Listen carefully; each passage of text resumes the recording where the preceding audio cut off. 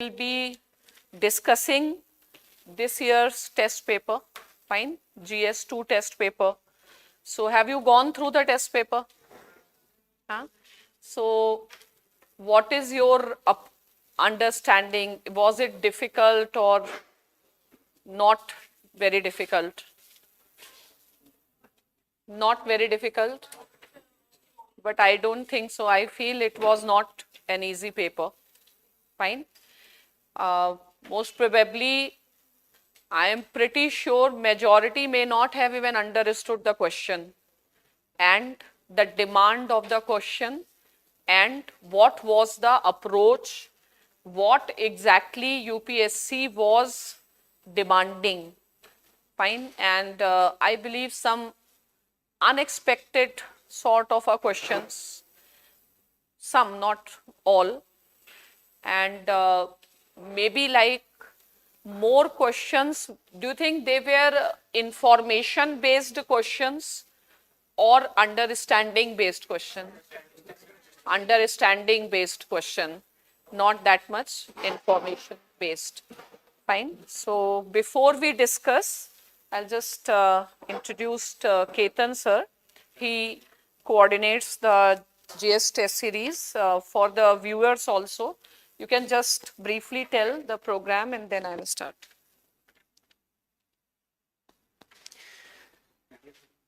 नहीं ठीक है कोई दिक्कत नहीं मैं कोई नहीं. So good evening everyone. Hope everybody is fine here. So how many of you have seen the mains paper? All the mains paper? All right. So as you know that when you are preparing for the UPSC exam, the mains plays a very, very crucial role. Mains से ही आपकी rank decide होने जा रही है. It will ultimately decide whether you are in top 100 और वो bottom में है फिर से आप दे रहे हैं. So, and over a period of time, if you are seeing the papers, previous year papers, one thing which you will have observed is that mains is a very tough nut to crack. Why? Because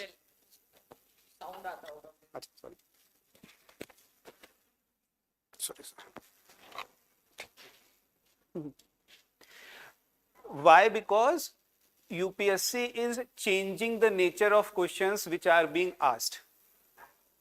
As you have said, or ma'am has said that understanding based questions are being asked.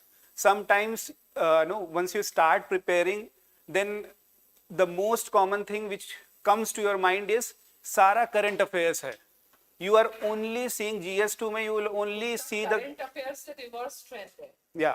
If you see the GS3 paper, whatever is there mentioned in the syllabus, वहाँ से direct पूछा हुआ है. So that is why we are launching this test series. Basically, आपको एक mentor guided test series रहेगा. आपके syllabus को cover करने की कोशिश की गई है. So there will be 24 GS test and 4 essay test. बहुत से लोग होंगे, if I ask that how many of you have written any essay till date? So I guess all right. So essay एक ऐसा subject है in which marks fluctuate depending upon how much effort have you given. All right. कई बार आपका 90s में रह जाएगा, कई बार आपका 150s में हो जाएगा. So to get good marks, you have to have at least enough essay writing practice. That is what we are providing here. So a total of 28 tests is there. It's a year-long test series program. It starts on 6th of November. Every Sunday there will be test, and it goes on somewhere around Feb 10 या Feb 20 somewhere around वहाँ तक जाता है. Then you get a break. From 6th November to Feb, that duration, your whole GS paper will be covered. All right. Whole GS 1, 2, 3, 4 paper would be covered, and then remaining after prelims you have 8 full length test paper. 8 full length test paper. All right. So this is one of the very crucial time to prepare for the mains is समय. All right. It is very, very important that you focus on the mains at this moment and try to practice it through the answer writing. So what we are providing, what you will be getting once you enrolled in this test series, first would be a detailed schedule, कब test है, क्या syllabus है, all those things will be there. Second would be the quality of question paper which you will be seeing, that will be at par with the UPSC or a little notch higher also. All right, quality question, see, not only practicing questions but practicing quality questions, that is what very important. All right, so you will be getting a good quality question paper. Then model answers. All right, model answers, or you can say that high impact answers. What is actually required in your answers? Facts, figures, value addition, let us say in polity some Supreme Court judgment, all those things are there, some case studies which are there, so that you can refer those answers for your revision type of material. All right, that will be there. Then once you write an answer, once you submit your copy, somewhere around within 1 week or 10 days, within 10 days, you will be getting your evaluated copies with detailed feedback. What mistakes have you done? What needs to be done? All those things will be written in your evaluated copy. All right. Once you get your copy, you can go for personalized mentorship, one-on-one mentorship. It can be done offline also. It can be done through, online also. All those things are there. So mentorship is also very important. Why? Because there are, different things. You will get n number of points regarding the mains answer writing. And some of you might have written mains, I don't know, because sometimes marks get plateaued. All right, you don't know कि I am doing everything which is possible, even then I am not able to score, let us say, more than 80 or more than 90. Then at least you should talk to someone or mentor so that you can increase your marks. So that is also there. And at the end, the test discussions by our expert faculty would also be there, and it will be done in online mode. You will be having the discussion video at your portal. So all those things are provided in this test series program, which is starting on 6th of November. It is starting on 6th of November. All right. So any questions anybody is having related to this? All right. Okay. Yeah. Test paper है इसमें या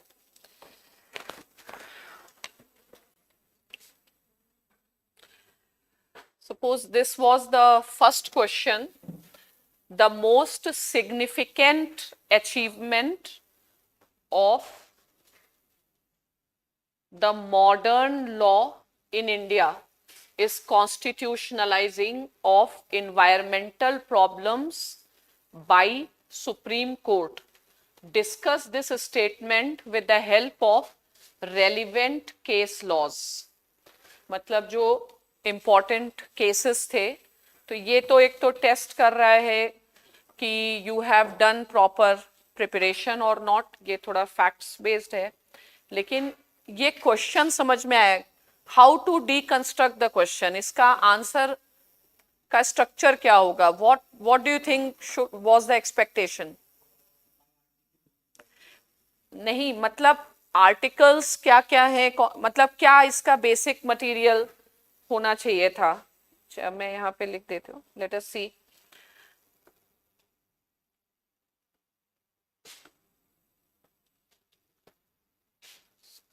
इसमें जरा वो कह दो, क्या क्या लग रहा है क्वेश्चन, कैसे तुम लोग डीकंस्ट्रक्ट कैसे करते हो क्वेश्चन, क्वेश्चन का थीम क्या है?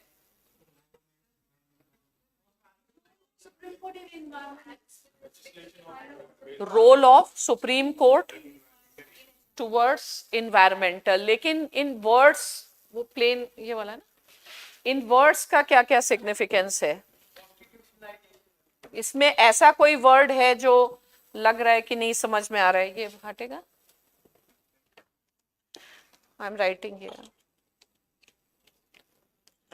मतलब ऐसे लग रहा है कि अगर हम केस बता दें, तुम्हें फैक्ट्स बता दें, तो ये आंसर कर लोगे? द क्वेश्चन इज, सबसे पहले ये हटाओ, जब भी क्वेश्चन कर रहे हो तो क्वेश्चन के कीवर्ड्स को पहले हाईलाइट करना होगा कि इसको इस्टेब्लिश करना इंपॉर्टेंट है। जैसे क्वेश्चन में बड़ा एम्फेसिस करके कहा जा रहा है most significant achievement of modern law in constitutionalizing of is constitutionalizing of environmental problems by Supreme Court with the relevant law। तो क्या क्या चीजें एसेंशियली हमको लिखनी थी? एक तो मोस्ट सिग्निफिकेंट अचीवमेंट, इसको हम कैसे, ठीक है, तो कैसे, what will be the thought process कि ये मोस्ट सिग्निफिकेंट अचीवमेंट कैसे है?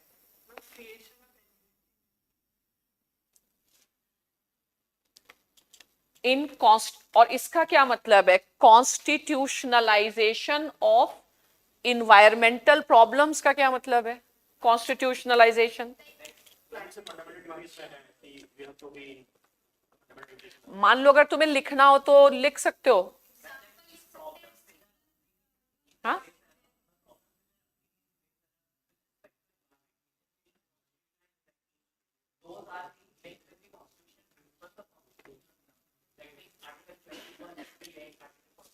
कॉन्स्टिट्यूशनलाइजेशन, तो इसका स्ट्रक्चर में फर्स्ट क्या बताना चाहिए था? What should have been the first thing?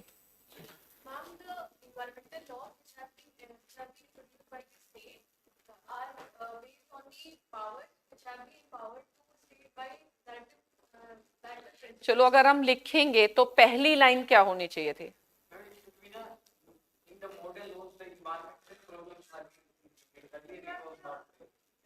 In the modern law, ठीक है, मतलब कन्वेंशनल लॉ में, या मॉडर्न लॉ नहीं था तो ट्रेडिशनल लॉ था, तो ट्रेडिशनल लॉ में इन्वायरमेंट को इंपॉर्टेंस दी गई थी।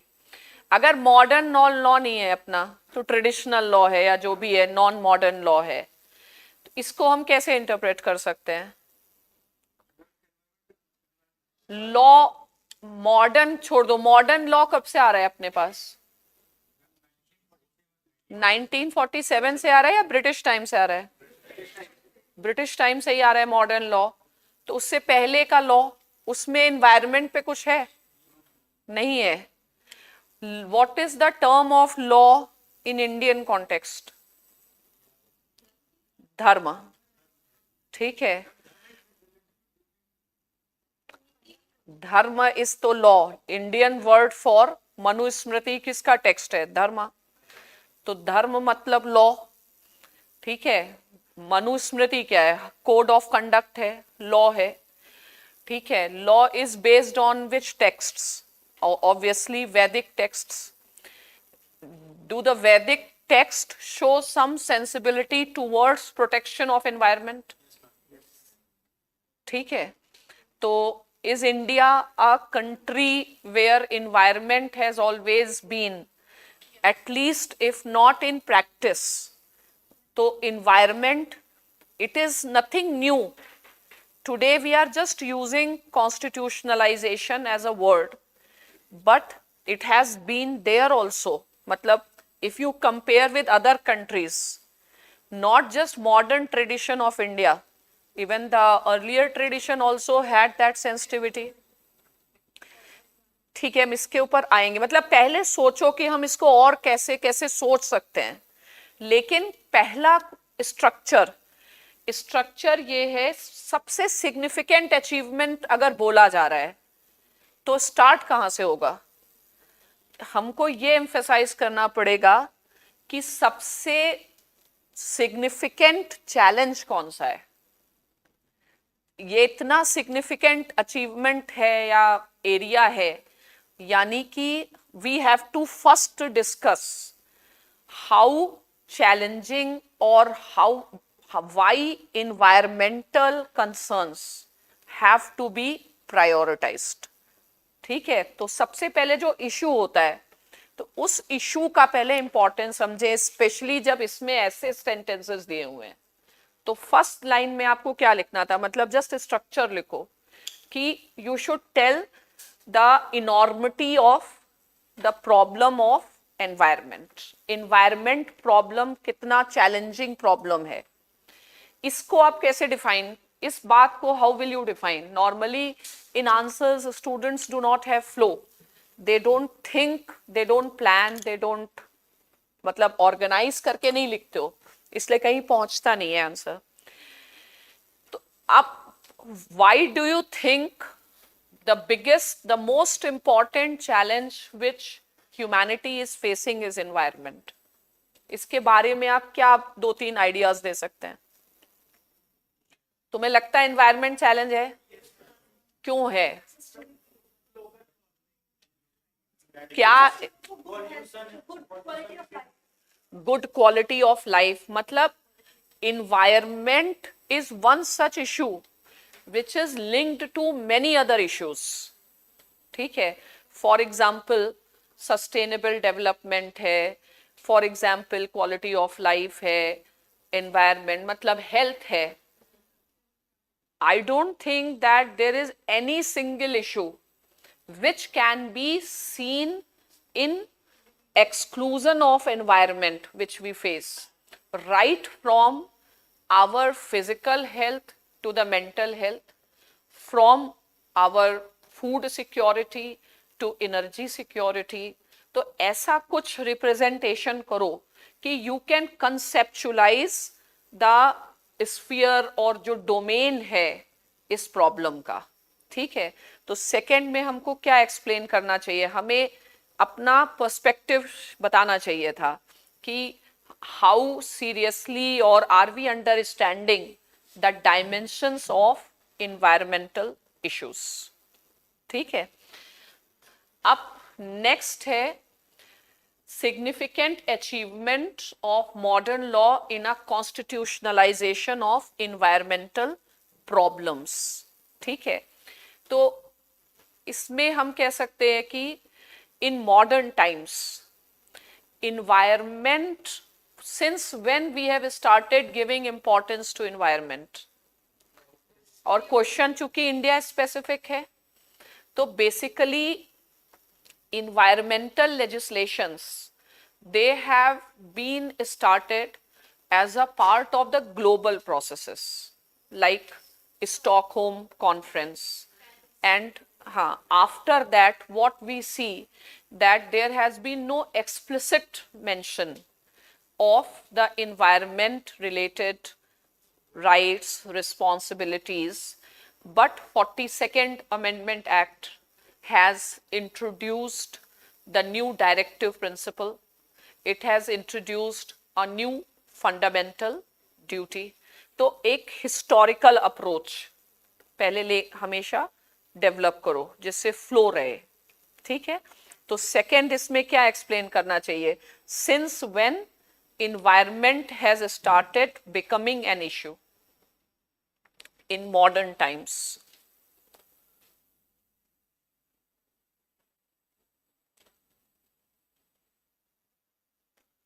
तो basically from Stockholm conference resulting into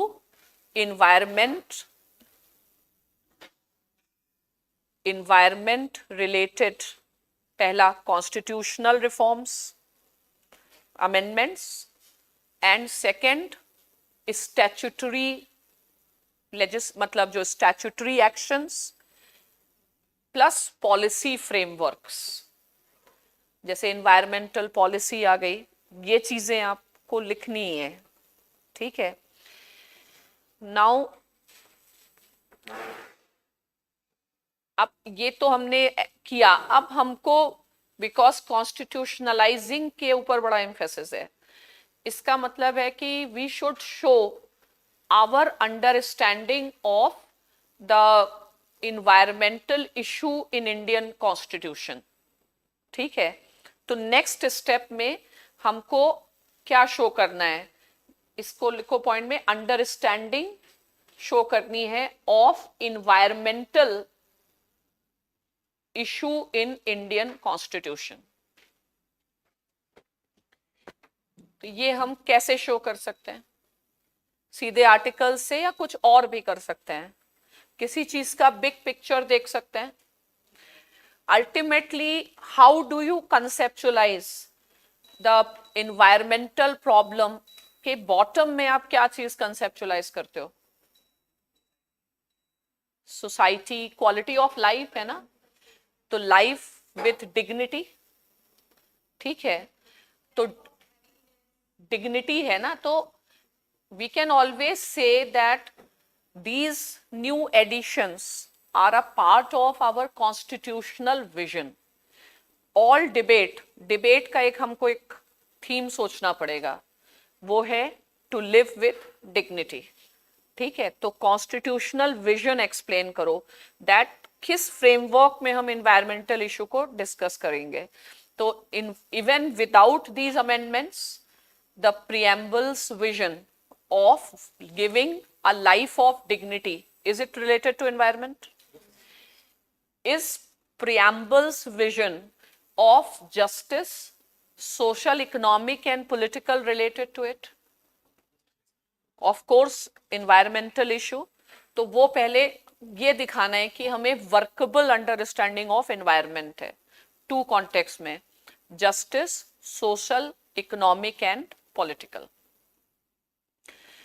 ठीक है, but again you have to understand that why this problem has been recognised and what steps have been taken. तो अब ये प्रॉब्लम रिकॉग्नाइज करके Supreme Court is giving so much importance. Why? ऐसा क्यों? Because when 70s is coming, then obviously global environmental norms are emerging. Fine, and जो global environmental norms हैं, that focus on the relationship between environment and development. ठीक है, और जो third world countries हैं उनके लिए development is a bigger priority. तो हमारे लिए options for development are very limited. We have to go for sustainable development, that too we may not have capacity to do so. तो उसमें थोड़ा सा डिलेमा दिखाना चाहिए ऑफ थर्ड वर्ल्ड कंट्रीज, या उसमें क्या चैलेंज है. ठीक है, तो अब ये क्यों इम्पॉर्टेंट हो गया, why this role is important. तो 70s का टाइम, ठीक है, 70s में दो चीजें हैं. Point number 1, the debate on developmental strategies, and point number 2, the rising consciousness about environment, or a beginning of India's environmental movement. अब environmentalism and development in third world countries will always linked to the poverty, it will link to poverty alleviation and these type of things. तो थोड़ा सा उसका understanding दिखानी है हमें issue की. अब नेक्स्ट है, फोकस चुकी है सुप्रीम कोर्ट पर. व्हेन यू से something new, start with a new paragraph. तो क्या हमको दिखाना है, हमको अब नेक्स्ट दिखाना पड़ेगा how does Supreme Court figures into this um. Yes, you had a question. हमारा मतलब ये सबके बैकड्रॉप में डिबेट क्या है? तो डिबेट है development strategy and our priority of poverty alleviation. ठीक है, and whenever you talk about poverty alleviation, you talk about the rights of weaker sections. ठीक है, तो try to show a holistic understanding of an issue in your first paragraph as briefly as possible. Mostly try to link with constitutional visions. Now you should know how you fit Supreme Court into it. Supreme Court कैसे fit होता है यहाँ पे? Supreme Court के बारे में जब हम लिखेंगे तो किन किन चीजों में segregate करके अब हमको लिखना होगा. क्या लिखोगे? most important achievement of modern law in context of the environmental problem by Supreme Court. तो हमको नेक्स्ट क्या लिखना है, सुप्रीम कोर्ट का रोल. ठीक है, लिखो फिर ऐसे लिखो, सुप्रीम कोर्ट का रोल क्या कंसेप्चुलाइज कर रहे हो. What understanding of the role of Supreme Court in Indian system you have? Which type of court we have? अरे एनजीटी की बात ही नहीं है ना यहाँ पे, सुप्रीम कोर्ट की बात है. सुप्रीम कोर्ट के बारे में आप क्या जानते हैं? Pardon? What? Guardian of the Constitution, guardian of the rights or power to do complete justice. ठीक है, वो तो आप उसके राइट्स के बारे में बात कर रहे हैं. हमेशा क्या है, पहले विजन दिखाना चाहिए. ठीक है, अप्रोच पहले दिखाना चाहिए, थीम, और फिर स्पेसिफिक बातें करनी चाहिए. तो अब ये शो करेगा कि do you have an understanding of the constitutions design about the Supreme Court or not. How does Supreme Court looks at the Constitution? How does Constitution looks at Supreme Court? Interpreter ये सब बहुत छोटी चीजें हैं. आप लोग बड़े idea, philosophy, सबसे पहले किसी भी चीज में फिलॉसफी के पीछे जाओ. Protector of fundamental right white बहुत क्या कह सकते हैं, ओछी चीजें, बड़ी सोच रखो, बड़ी. ठीक है, तो अभी शायद किया नहीं होगा अगर आपने जीएसएस में, मतलब विजन क्या है. तो विजन,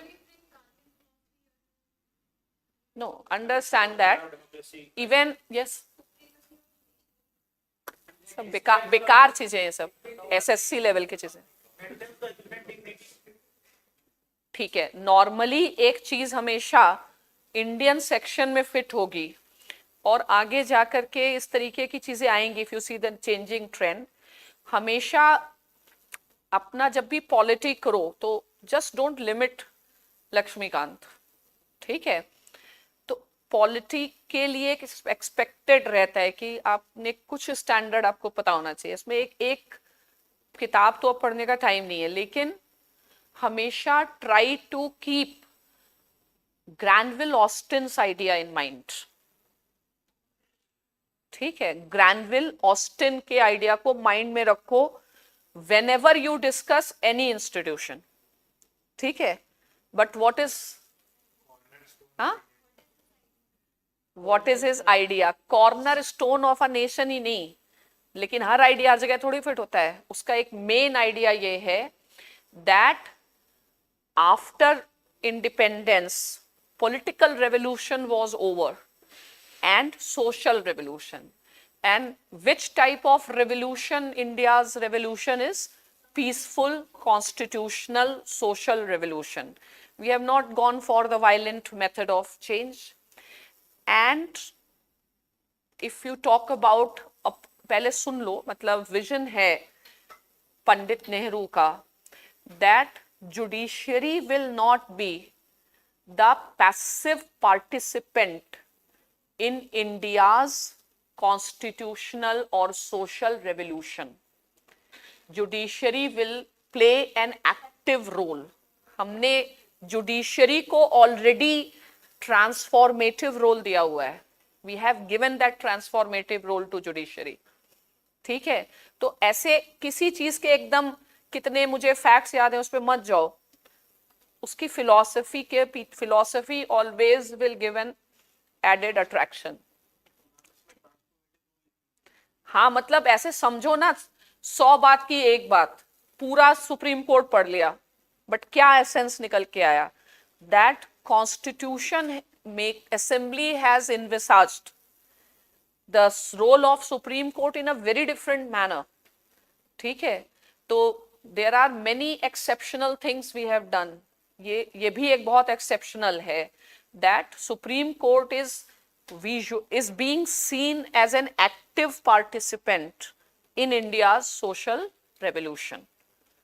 ठीक है, ये social revolution है और सुप्रीम कोर्ट का एक्टिव पार्टिसिपेशन है, और ये नेहरू का स्टेटमेंट है। अब इसी से, जैसे तुम लोग पावर ऑफ सुप्रीम कोर्ट लिख देते हो, ये है वो है, लेकिन कोई कंटेक्स्ट नहीं होता बात करने का, ठीक है। ऐसे सेग्रीगेटेड पॉइंट्स दे दिए, गार्जियन ऑफ द कॉन्स्टिट्यूशन, लेकिन उसको एक कॉन्टेक्स्ट में बात करनी चाहिए, ठीक है। Because it is an active participant, it has been given vast powers, ठीक है, तो इसलिए उसको वास्ट पावर्स दिए। अब वास्ट पावर्स कौन सी हैं ये इंपॉर्टेंट नहीं, कैसी हैं, what vast power and what is the nature of those vast power, there is a difference. When you will write nature of that vast power, it will show your analytical ability. When you simply write guardian of the constitution, उसको एक context में लिखना है, ठीक है। तो as a vast power, what powers do you think it has, which type of power, ठीक है। Now tell me this type of an action of Supreme Court constitutionalizing the rights related to environment, for which word you will use, ये judiciary के activism, ठीक है। तो activist judiciary है, और activist judiciary हमारे कॉन्स्टिट्यूशन में इन्वेसाज्ड है, ठीक है। तो अब एनालिटिकल स्किल्स तुम्हारी आनी चाहिए कि विच, कभी भी जैसे you should show what are the parameters you are analyzing the things, ठीक है।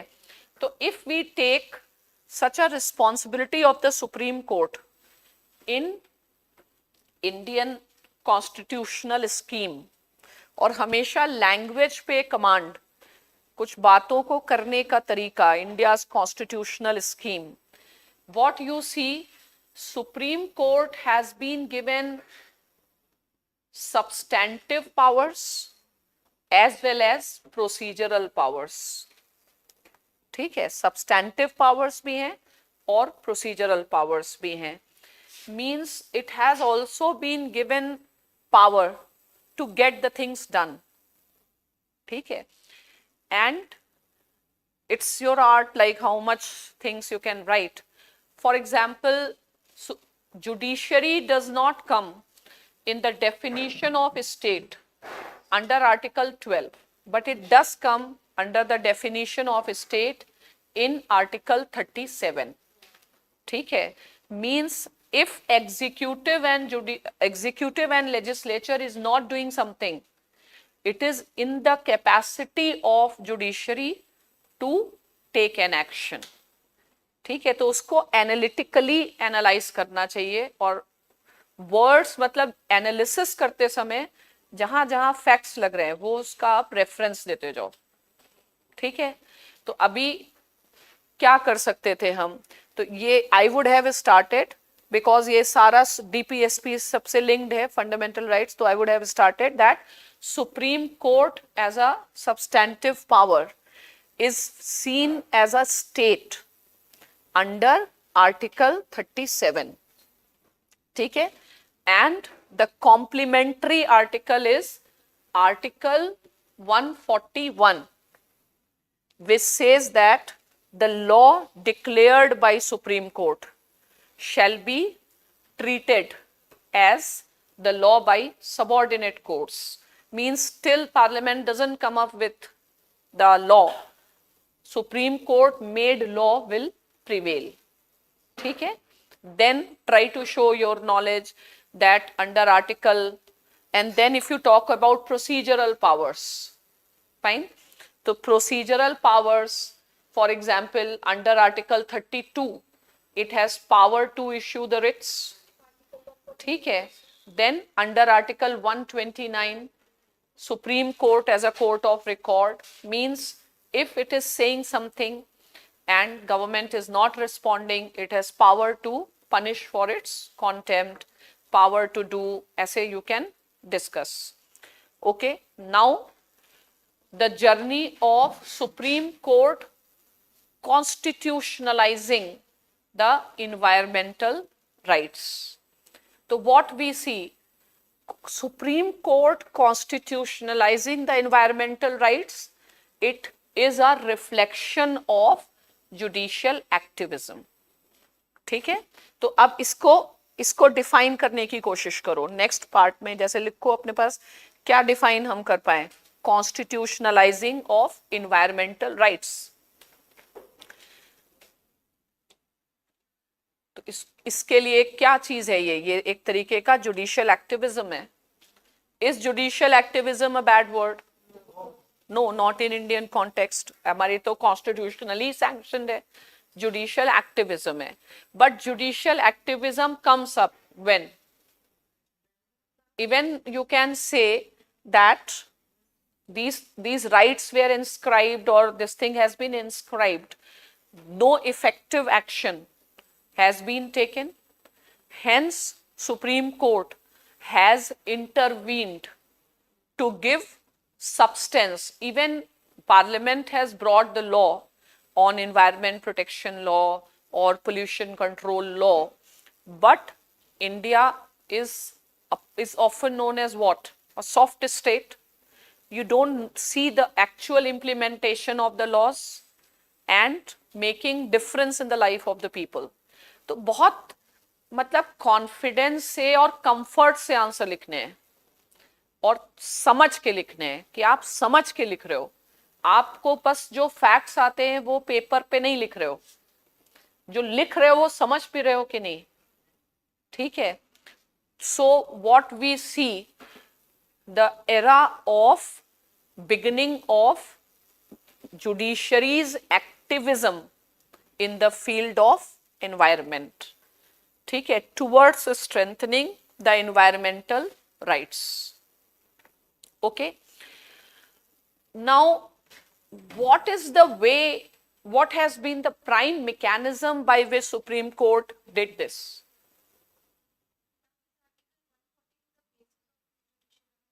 सब जुडिशियल एक्टिविज्म का बेसिस तो है ही है।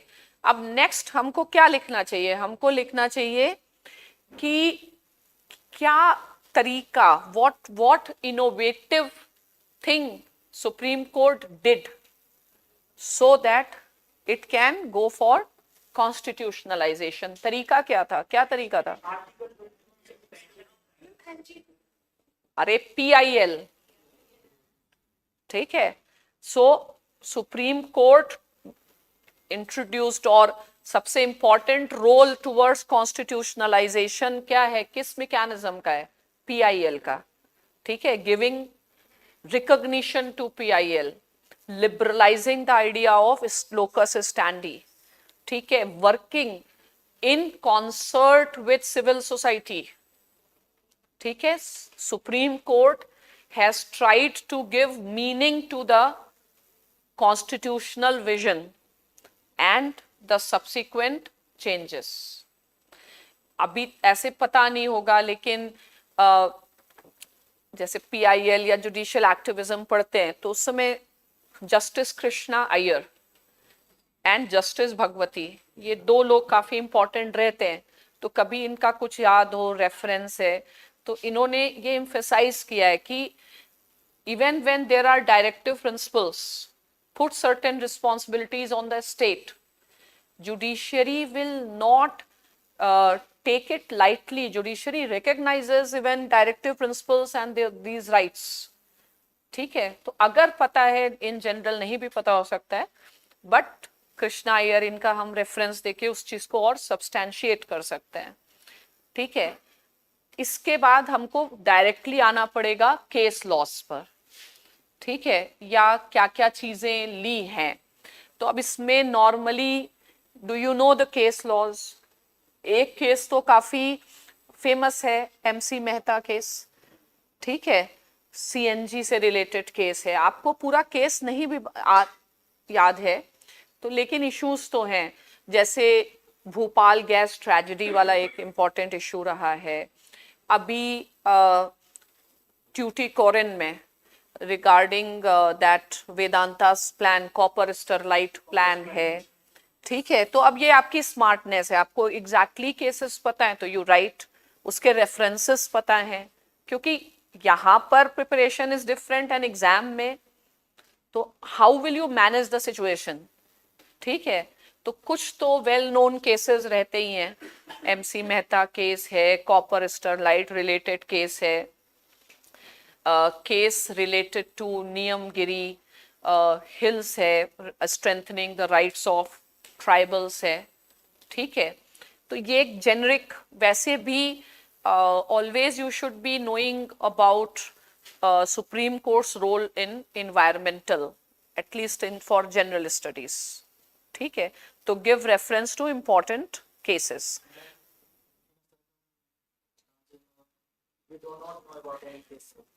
नहीं तो अब यही है ना कि ऐसा नहीं होगा कि तुम्हें स्पेसिफिक केस नहीं पता है। अब एमसी मेहता बनाम ये केस है, लेकिन तुम्हें ये पता होगा कि सीएनजी रिलेटेड केस है, तो उस how that is how are you handling the situation, situation handling करो ना, इतना अनअवेयर नहीं होगे जब तुम प्रिपरेशन करोगे, उस समय जो याद है तो वो करो, ठीक है। तो अब इस मिनिमम 2-3 तो देने चाहिए, लेकिन आपके पास आइडियल सिचुएशन नहीं रहेगी। अब जरूरी नहीं है कि तुम्हें उस आंसर में उस एरिया पर वर्क करना है जो तुम्हारा स्ट्रांग है। It is your art that where you want to take the thought process of the examiner. सबको पता है कि भाई इतने केसेस थोड़ी किसी को याद होंगे। यस,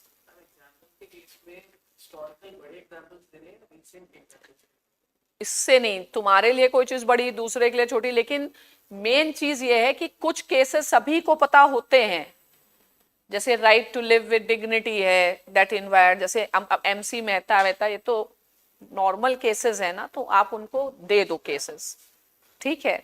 तो these cases, in fact when you take an environment as an issue, it is a very broad issue related to the sustainable development. Environmental concerns are always related to the concerns of the vulnerable sections. Fine. So even there are, if I say right to education, can you link with environment? Yes or not? Even right to information, can you link? Right to food you can link.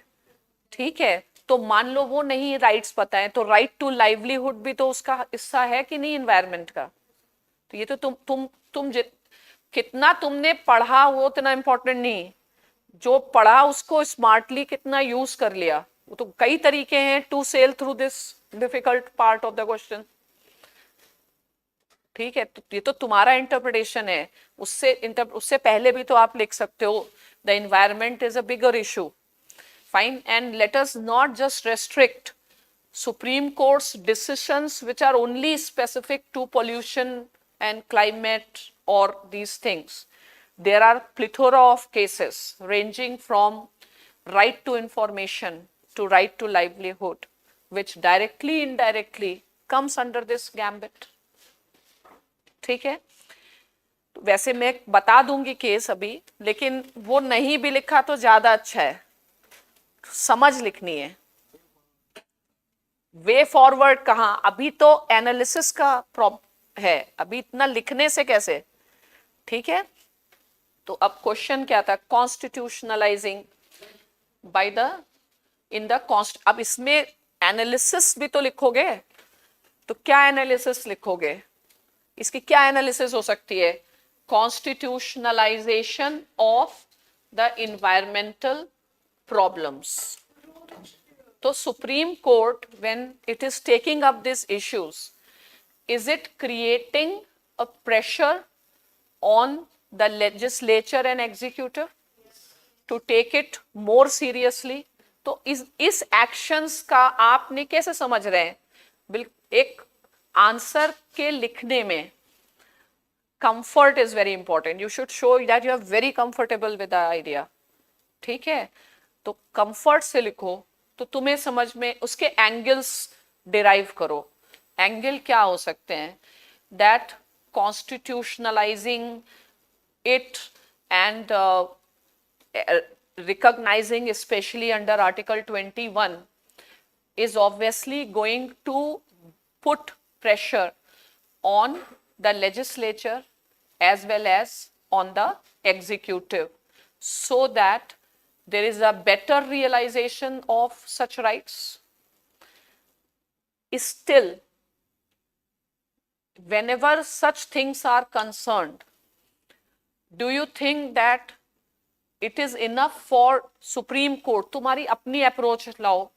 Do you think it is enough for Supreme Court to achieve the aims by giving the judgments? Then what is required? हाँ? Executive legislature, उसके लिए क्या चाहिए? अरे बिना public action anything possible. तो इसमें तुमको दिखाना होगा still this constitutionalism will result into only partial achievement so long there is not a strong public action. ठीक है, तो without एक सेंस जैसे without responsible citizenship can we have good governance? ठीक है, तो you will still talk about it, but hopefully many of you may also be knowing the person who is talking about a strong public action in present times. कौन? अमर्त्य सेन. ठीक है, तो आप अमर्त्य सेन के reference से लिखिए. जनरल स्टडीज में भी लिख सकते हैं that a strong public action is a key to governance. ठीक है, and it has to work, it has to be a team effort. Still we are much short of the goals. Still we are much short of the realization of those goals. ठीक है, and day before yesterday itself I was reading some environment performance index. ठीक है, उसमें 180 countries हैं where India is the last. ठीक है, similarly if you have been reading and if you know which public intellectuals are writing about environment, fine. So one prominent person you must be aware, Ramchandra Guha. ठीक है, तो what he says that India is a basket case of environmental tragedies. ठीक है, every type of environmental tragedies we have, it means is still lot to be covered. क्या होगा आपका way forward? तो एक just a holistic piece of your understanding, your approach, your way of dealing with that topic is important. ठीक है, you had some question. तो जब ऐसे हाँ या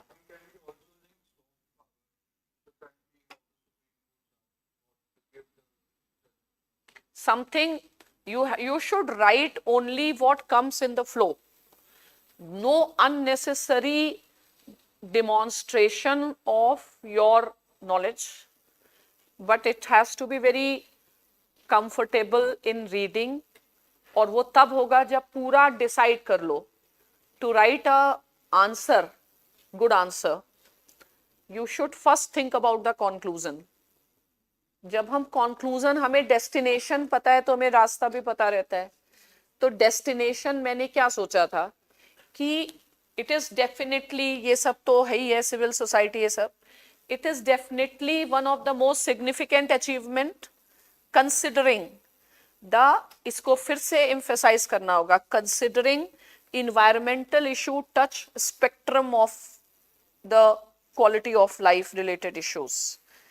But it is the significant achievement, yet we come from the society or a culture where even India's ancient law, that is dharma, ठीक है, contains the idea of protection of environment, whether we talk about Rig Ved, or we talk about Manusmriti. ठीक है, हाँ, main चीज है कि आपको ऐसे होना चाहिए कि जो कोई ऐसे लगे 50 आंसर आ रहे हैं, 50 आंसर आ रहे हैं, आर्टिकल दिस दिस दिस, ये इसके बाद ये, अब उसके बाद अगर कुछ अचानक से अच्छा आ रहा है, कोई भी बहुत फैक्चुअली नहीं पढ़ना चाहेगा, ठीक है। एक फ्रेश पर्सपेक्टिव से आप लिखोगे, उसमें कुछ थीम होगा, कुछ आइडियाज होंगे, कुछ थिंकिंग होगी, just dumping of what you have mugged up, वो नहीं है। अगर ऐसे सोचने की process you will start, things will automatically become easier, ठीक है। तो now let us see the second question. To what not this thing, ठीक है, the question is right of movement and residence throughout the territory of India are freely available to Indian citizens, but these rights are not absolute. Question का emphasis पहले search करो, 2-3 बार read a question, ठीक है। तो emphasis किसके ऊपर है? Right of movement and residence throughout the territory of India are freely available to Indian citizens, but these rights are not absolute. ज्यादा डिस्कशन हमको किस पे करना है? हाँ, रेस्ट्रिक्शंस पे करना है। Restrictions on freedom of speech and expression पे करना है या किसी और रेस्ट्रिक्शन पे? Movement, sorry, freedom of movement के रेस्ट्रिक्शंस पे करना है। इसको और देखो और सोचो इस क्वेश्चन का, और क्या बड़ी, हमेशा किसी भी चीज से बड़ी बात निकाल के लाओ। कोविड छोड़ दो, वो छोटी बात है, पहले बड़ी बातें सोचना चालू करो। हर चीज में एक मुद्दा होता है। आर्टिकल पार्टिकल छोड़ दो ना, आर्टिकल छोड़ दो, ठीक है, थोड़ी सी ओरिजिनल थिंकिंग रखो। इस पूरे क्वेश्चन में सबसे बड़ा मुद्दा उठाया क्या जा रहा है? पार्डन? हाँ, हमेशा पहले जेनेरिक सेंस में बात करनी चाहिए, ठीक है। तो जेनेरिक मुद्दा क्या है यहाँ पे? फंडामेंटल राइट्स एब्सोल्यूट नहीं है, या for that matter rights absolute नहीं हो सकते, ठीक है। तो राइट्स हमेशा विद रीजनेबल रेस्ट्रिक्शंस होते हैं। तो don't you think the question is also expecting that has UPSC ever prescribe Lakshmikant? Why your vision is so much limited to that? जल्दी जल्दी आर्टिकल लिख दें, ठीक है, निकल लें, ठीक है। यूपीएससी ने तो कभी ऐसे कहा नहीं है, ठीक है। तो पहला तो अपना विजन, पहले मुद्दा समझो, राइट्स का मुद्दा है, ठीक है। किसी भी क्वेश्चन में जब तुम लोग कहते हो comprehensive answer and multi dimensional answer, उसका मतलब क्या होता है? डायमेंशंस। कौन से डायमेंशंस होते हैं? सबसे पहला डायमेंशन क्या है? फिलोसफिकल, ठीक है। तो पहले कॉन्स्टिट्यूशन में भी तो फिलोसफी ही लिखी गई है, फिलोसफी। तो आप पहले फिलोसफी ऑफ राइट्स की बात कीजिए, ठीक है। Right something about rights that helps, that can explain your understanding of rights, ठीक है। तो इस आंसर में हम पहले क्या लिखते? सबसे पहले राइट के बारे में लिखते, ठीक है, और राइट एंड रीजनेबिलिटी के बारे में लिखते जेनेरिक सेंस में। फिर हम लिखते इंडियन कॉन्स्टिट्यूशन के कॉन्टेक्स्ट में। तो जनरल से पर्टिकुलर से मोर पर्टिकुलर पे आया जाता है, ठीक है। तो यहां पर हम पहले राइट्स रिलेटेड डिबेट रखते हैं। अब बहुत सारे लोगों में मिसकंसेप्शन रहता है कि भाई पॉलिटिकल साइंस में आंसर हुआ तो ये लिख सकते हैं, ये नहीं लिख सकते हैं, जीएस में तो ये लिख ही नहीं सकते, जीएस में हमें बड़ा सब स्टैंडर्ड आंसर लिखना होता है, ऐसा ऐसी सोच है ना तुम लोगों की? ठीक है, मतलब जो जीएस वाला एग्जामिनर होगा तुम्हारे हिसाब से वो बड़ा सब स्टैंडर्ड आंसर एग्जामिनर होगा, और वही एग्जामिनर एकदम बड़ा महान हो जाएगा जैसे ऑप्शनल, ऐसा कुछ है? और तुम्हें पता है we are studying these thinkers but they are not limited to political science, ठीक है? Whenever Supreme Court gives judgements, ये सारे लोग होते हैं, तो स्पेशली जब आप पॉलिटिकल साइंस स्टूडेंट्स हैं तो आपको बहुत सारे लोग पता हैं, तो उसमें डरो नहीं, people get more marks when they right all those things. तो इस डिबेट को किस थिंकर के डिबेट से हम जेएस मिल के हार्म प्रिंसिपल से कर सकते हैं, ठीक है? लेकिन अभी बाद में एक और थिंकर वी विल डू, और अभी जब भी राइट्स के डिस्कशंस होते हैं इंडिया से लेके अमेरिका तक जुडिशरी में, तो एक सबसे इंपॉर्टेंट थिंकर आता है रोनाल्ड डॉर्किन, और वो पॉल साइंस का थिंकर है नहीं वैसे, वो ज्यूरिस्प्रूडेंस का ही थिंकर है, ठीक है? और डॉर्किन की बुक है टेकिंग राइट्स सीरियसली, ठीक है? अब टेकिंग राइट्स सीरियसली में उसका एक फेमस स्टेटमेंट है, rights are the trumps, means rights should prevail over any other thing, ठीक है? तो idea of rights is a very strong idea, and he suggests that rights have to be taken seriously. और why do we have the rights? हमें rights मिले क्यों हैं? What is the objective to have a rights?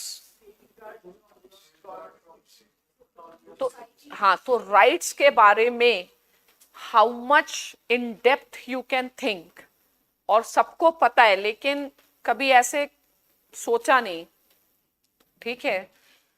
तो rights are needed, don't you think, to have a rule of law? Rule of law. Why do you want a rule of law? फिर वो तो दूसरे sentence में आपने बता दिया। Ultimately, rule of law चाहिए so that government does not act in an arbitrary manner. Why do you want government not to act in an arbitrary manner? Government से expectation क्या है? Normally एक generic expectation है good governance, ठीक है? अब ये पहले सोचो ना कि इस इशू पे सोचने कैसे सोचे, क्या क्या चीजों से, क्या क्या एंगल से हम सोचें। शुरू में सोचोगे फिर बाद में उसकी प्रैक्टिस हो जाएगी कि किसी भी चीज के आइडिया क्या, मतलब उसके बॉटम में पहुंचना होता है। बड़ा क्वेश्चन क्या है? गुड गवर्नेंस, ठीक है? और ये रियलाइज किया गया कि for good governance it is important, even if you talk about second ARC, it mentions about citizen centric governance is essential, and citizens can, आप theory को उठाओ उसकी कि there cannot be any good governance without an active role played by the citizens, and citizens be able to play an active role needs the protections. These protections are called rights, and these rights are given a very sanctified position. Even if we talk about Indian Constitution, there is not only fundamental rights, there is a right to enforcement of fundamental rights is itself a fundamental right. तो ये जो question किसी ने लाया है, उस issue की seriousness को अगर आपने कैच किया, if you catch the frequency of a person who is writing the answer, और आप उसके सिंक में हो कि भाई किसी ने बड़ी मेहनत करके सोचा होगा ना इस फील्ड में पूछते हैं, तो कितना ज्यादा आप उसके साथ सिंक में आ जा रहे हो। तो पहले बड़ा सोच लो, वो फिट हो रहा है नहीं हो रहा है वो बात की बात है, बट ब्रेन स्टॉर्मिंग करनी पड़ती है, ठीक है? तो दीज राइट्स आर नॉट, फिर आ जाओ थ्योरी पर कि still it's all about the establishing the equilibrium या balancing between the rights of an individual and the public order, the concerns of public order, morality. In this context, some scholars, they have tried to give how are they are going to address this paradox या conflict.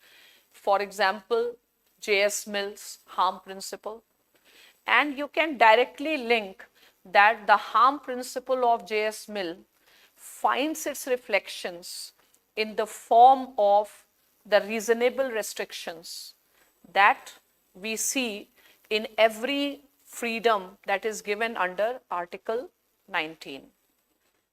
ठीक है, तो what is the purpose? Article 19's purpose itself is to establish the rule of law and to restrict the arbitrary powers of the state. Question को उठाना है, लेकिन question को direction देना आपके पास है कि आप उसको किस ढंग से उस चीज के एंगल को सोच सकते हो, उसको डेप्थ में जा सकते हो. ठीक है, और रूल क्या होता है? Look what is the main theme, जिस थीम को लेकर भी ये चीज बनी होगी. तो थीम नॉर्मली क्या रहता है? Good governance. Good governance requires rule of law. Rule of law will require the rights. Rights have to be exercised in the society, so there has to be reasonability, and this is what is there in the Indian constitution itself. ठीक है, now the next thing is you should be knowing कि आप मतलब question right of movement and residence पे है, तो इसके बारे में क्या लिखोगे? तुरंत वो वॉमिट कर दोगे जो कॉन्स्टिट्यूशन में लिखा है, या कुछ ऐसे लिख पाओगे कि you know, you understand? Lockdown को ही तो, अरे लॉकडाउन में मूवमेंट रेस्ट्रिक्ट हो गया, क्या इसके अलावा और कुछ सोचना चाहिए था? पहली बात, ये चीज ही इतनी क्यों इंपॉर्टेंट है? ये रेस्ट्रिक्ट हो गया, नहीं होना चाहिए था, बट पहले आपको ये समझ तो दिखाओ कि right of movement and residence क्यों इंपॉर्टेंट है. why you narrow down your vision of a India की बात बाद में करो. भाई तुम्हें ऐसे लगता है कि राइट ऑफ मूवमेंट, भाई ये मूवमेंट पे जब डिस्कशन है, ठीक है, एब्सोल्यूट नहीं है, आपको कुछ बताना तो पड़ेगा कि भाई ये इंपॉर्टेंट है, इसको इसके ऊपर जब रेस्ट्रिक्शंस लगाए भी जाए तो प्रोपोर्शनेट हो, गोल से लिंक्ड हो. You have to take the right seriously. You have to talk in the language, मतलब थोड़ा लैंग्वेज का स्टैंडर्ड बढ़ाओ. आगे समझ में? तो यानी कि अब हमको सोचना क्या है, हमको इसका इंपॉर्टेंस तो एक्सप्लेन कर पाए, तब तो हम इसकी डिबेट में एंटर करेंगे. क्या इंपॉर्टेंस है आपके लिए? Right of movement and residence है क्यों, क्या है तो पढ़ लिया. हाँ, तो कुछ भी मतलब कुछ तो कहने, you have to be someone who has something to say. तो right of movement and right of residence, ठीक है, तो इसका क्या इंपॉर्टेंस है, इसको कैसे डिफाइन करोगे? किसी भी राइट का क्या इंपॉर्टेंस है? इंडिविजुअल डेवलपमेंट के लिए तुमको एक टिकट दे दें और बस लेके कह दें भाई घुमाओ, ठीक है, कोई ऐसी बात करो जो बड़ी हो. वन नेशन के लिए मूवमेंट कराएंगे. अरे नेशन के, अरे जब, हाँ, कोई भी चीज है डिग्निटी से लिंक करो. हाँ, टू अपॉर्चुनिटीज छोड़ो ना, हर चीज का इतना इंस्ट्रूमेंटलिस्ट व्यू क्यों? वाई? पार्डन? Don't pardon. हमेशा एक रीजन नहीं है, जेनेरिक रीजंस हैं, लेकिन आपको ये तो दिखाना पड़ेगा, और वो बिल्कुल नैरो और एकदम टाइपिफाइड व्यू नहीं होना चाहिए कि कहीं बस पढ़ लिया कि इसलिए हमको चाहिए। आपकी खुद की तो समझ लिखो, तुम्हारे लिए लगता है कि तुम्हें ये फ्रीडम होनी चाहिए, भाई कहीं घूम आए, ठीक है, हमको जहां रहना है वहां रह लें। Is it not a part of your freedom of choice? Autonomy है, चॉइस है, and always whenever you are discussing about fundamental rights, you can always bring the idea of human rights, ठीक है। तो फ्रीडम और article 19 है, 20, बहुत सारे rights हैं जो universal declaration of human rights से लिए गए हैं।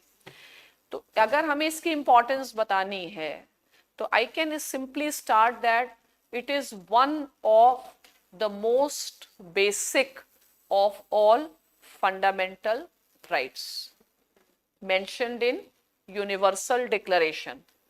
UDHR में सब है, सब नहीं है तो कोई ना कोई कोर्ट इंटरप्रेट करके बता देगा ये है, ठीक है, बट तुम लिख सकते हो, ठीक है। तो very fundamental human right.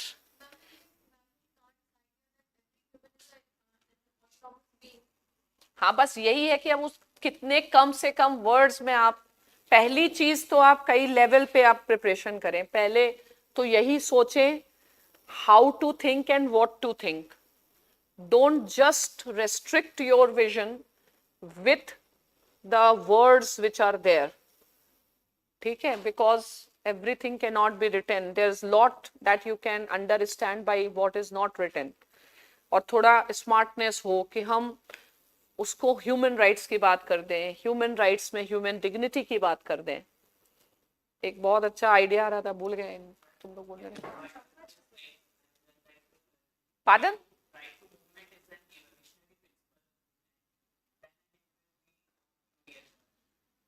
But evil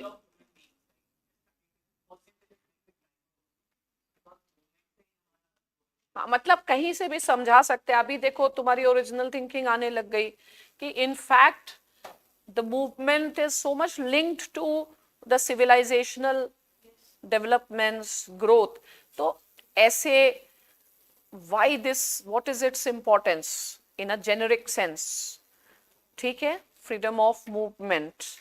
and most probably you may be knowing that in Menaka Gandhi case, Supreme Court has held that Article 21 and Article 19 is a integrated scheme. So right to movement is also a part of right to live with dignity.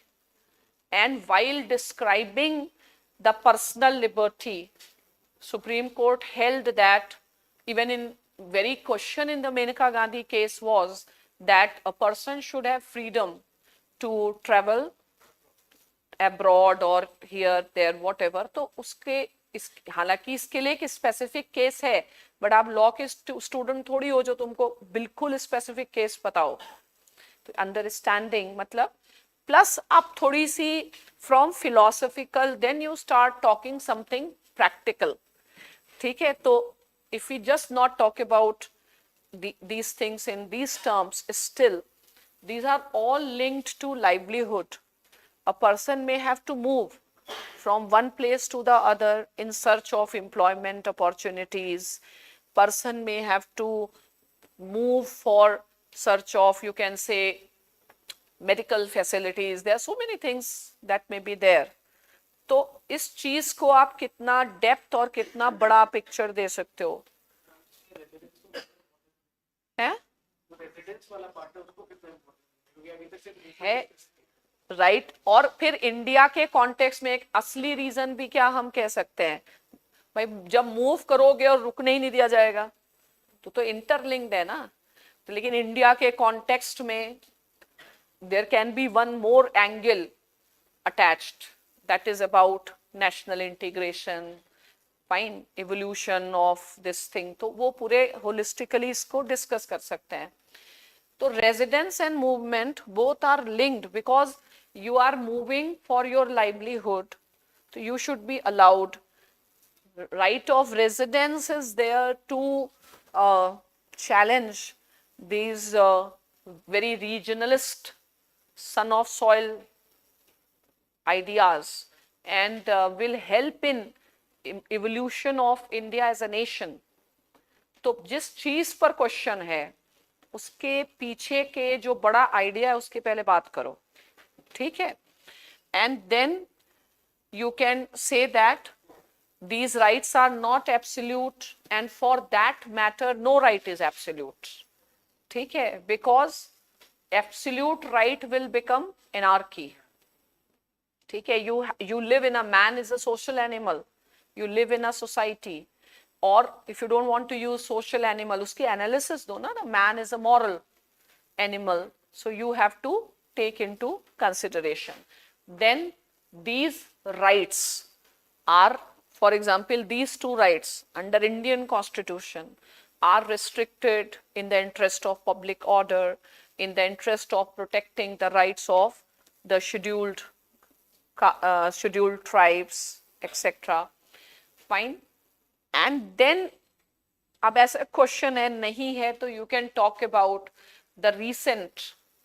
There have always been debates. For example, in the past, Supreme Court has restricted the movements of prostitutes in terms of public health and order. However, this particular right has drawn a lot of attention when, in context of COVID, government has introduced the lockdowns, containments, and especially when, and out of, अब इस issue में the most important issue has been the right of migrant workers, because they live on, or their life is dependent on, that they do not have anything in surplus. Fine. So when these rights were restricted in India, it was not just a law and order issue, it was a livelihood issue, and a rationalization was required. Whenever the theory is, whenever a right is restricted, there has to be a rationalization, and judiciary goes with certain principles that the restriction has to be reasonable, it cannot be disproportionate, and always in any civilized countries judicial system there is a proper mechanism for grievance redressal to check the arbitrariness, to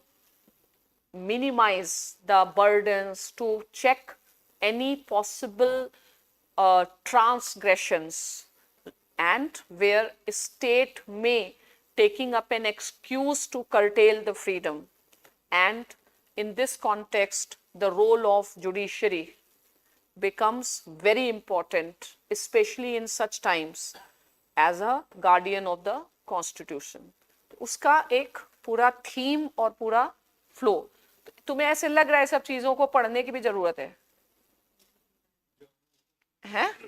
general तो है लेकिन सोचने की जरूरत है, और answer लिखने के लिए सबसे पहले कॉन्फिडेंस, और आंसर लिखने के लिए या कुछ भी करने के लिए एक पैटर्न्ड थिंकिंग को छोड़ना चाहिए, ठीक है?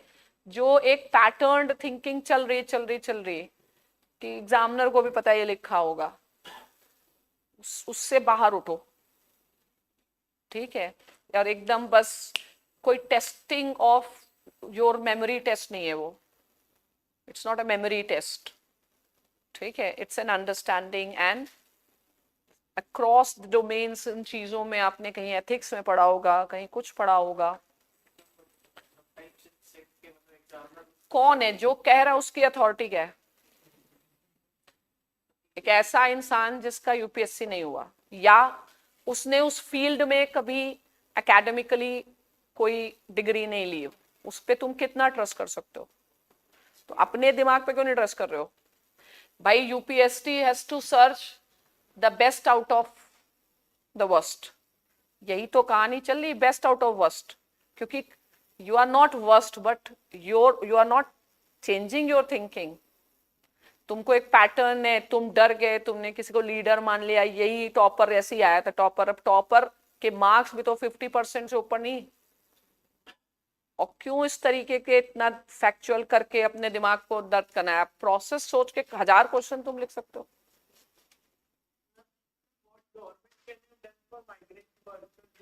तो गवर्नमेंट ने कहा ही ना, खाना देना, compensation, you can provide them employment. हालांकि सरकार ने कुछ किया नहीं, लेकिन लिख तो नहीं सकते हो, तो लिखो भाई मनरेगा टनरेगा जो भी है, दीज सोशल पॉलिसीज, बातें बनानी है। in these are the times when it's a testing, matlab you should know how to speak. These are the testing times for the welfare state, ठीक है? How, and definitely the way we have managed is much better than anyone else. Thanks, last में लिख दो, thanks to Modi ji, वाह भाई, जय हिंद। मतलब तुम्हें उस चीज पर बात करनी है, वो बात करनी है जो लोगों को सुनना पसंद है। या क्वेश्चन तो रेस्ट्रिक्शन ये है, obviously there will be a situations where restrictions will be there, but judiciary has to ensure and government has to ensure that they are not unreasonable, they are not disproportionate, and in case anybody suffers because of restriction, can we have something for the compensation? तो इस issue के ऊपर आप किस angle से सोच रहे हैं, तो बहुत पिन पॉइंटेड भी रहता है, ऐसे थोड़ी वेग है वो।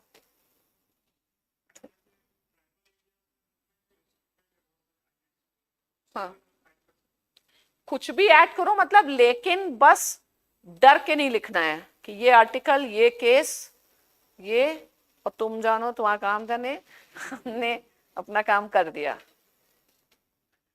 इसीलिए अगर सोशल साइंसेस की खास बात क्या है, language and ideas, and even if you have little information about what is happening, still you can put up a case, ठीक है? Now, to what extent, in your opinion, has the decentralization of power in India has changed the governance landscape at the grassroots level? For this question, what would have been your approach to think? Has the decentralization of power in India changed the governance landscape at the grassroots?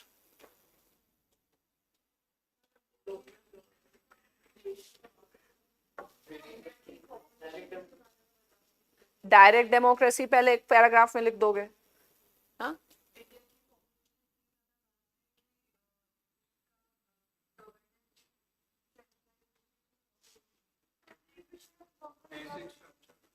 क्या पहला sentence बता दो। Gandhian philosophy है तो आप मान क्यों रहे हैं, मतलब लॉजिक क्या है? टू व्हाट, इसमें पकड़ो ना, चीज पकड़ो। To what extent, in your opinion, has the decentralization of power in India changed the governance landscape? किस चीज की जानकारी यहाँ पे जरूरी? गवर्नेंस। एक तो गवर्नेंस लैंडस्केप, तो what is a land governance landscape है क्या अपना? लैंडस्केप क्या होता है? कभी पेंटिंग बनाई? क्या क्या बनाते हो लैंडस्केप में? अप्रोच लिखते हो, बड़ा सा बना देते हैं, ऐसा है? Landscape is draw the picture, ठीक है? Draw the picture. you will have to draw the picture of the state of governance at the grassroots level. ठीक है, पहला क्या लिखना चाहिए था? You have to present a picture of governance at the grassroots level. ठीक है, what is the picture of governance? You have good governance? grassroots level पे सब अच्छा है? नहीं है, गड़बड़ है. क्या है ग्रास रूट? मतलब विलेज, विलेज लेवल पर. What is the state of governance? Good, bad, अगली? हाँ, बीच में तो नहीं है, इट्स ऑल अगली. ऐसा क्या आप बात कर सकते हैं जिसमें आप दिखा दें कि भाई मुझे पता है गवर्नेंस? और है जो बोलना है सेंटेंस में बोलो, वर्ड्स में नहीं.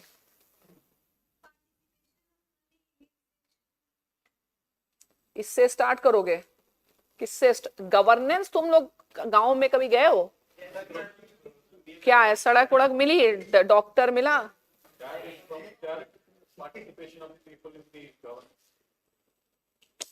That doesn't make any sense. There is a lack of very basic services. How do you define that? हाँ, इसको ड्रामेटाइज करके अगर बताना है, क्या बताओगे? हैं? बेसिक राइट्स नहीं है. डिग्निटी तो है, ठीक है. जब भी yes, government at the grass root level, ठीक है, तो obviously India is a developing country with a huge population, traditional society, or lack of education, at least in terms of citizenship. तो हाँ, तो कुल मिला के situation is bad at the grassroots level.